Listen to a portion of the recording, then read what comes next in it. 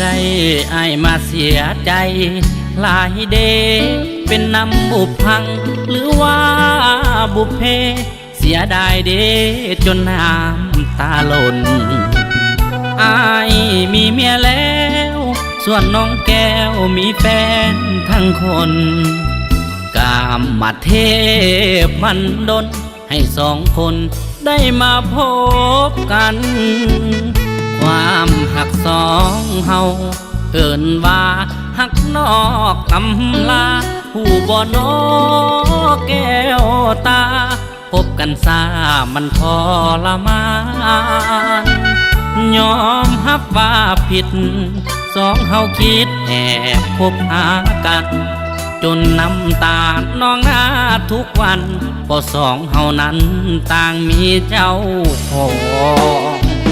ใจหนึ่งหักเมียแต่อ้ายมาเสี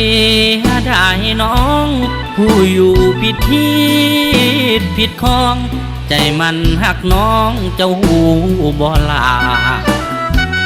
อยากห้องดังๆให้กองทั่วโลกโลกาขอวอนท่านเทวดาช่วยแก้ปัญหาความหักเฮาสองหักสุดหัวใจเอาบ่ได้เหลือใจอีหลีถ้าหากสัตว์หน้ายังมีให้สองเฮานี้มาพบกันใหม่ศาสตร์นี่อดเอาถึงแม่นเฮาหากันสำใด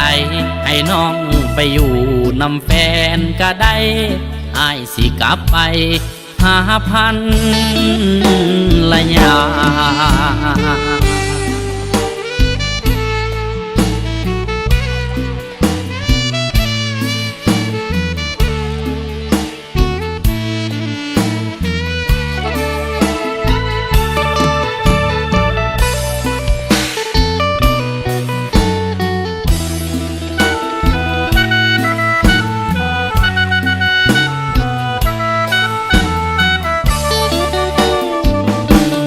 หนึ่งหักเมียแต่อ้ายมาเสี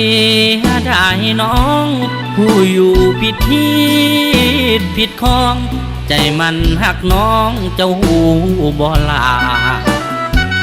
อยากห้องดังๆให้กองทั่วโลกโลกา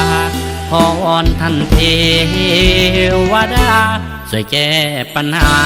ความหักเฮาสองหักสุดหัวใจเอาบ่ได้เหลือใจอีหลีถ้าหากสัตว์หน้ายังมีให้สองเฮานี้มาพบกันใหม่ศาสตร์นี่อดเอาถึงแม่นเฮาหากันสำใดให้น้องไปอยู่นำแฟนก็ได้อ้ายสิกลับไปหาพัน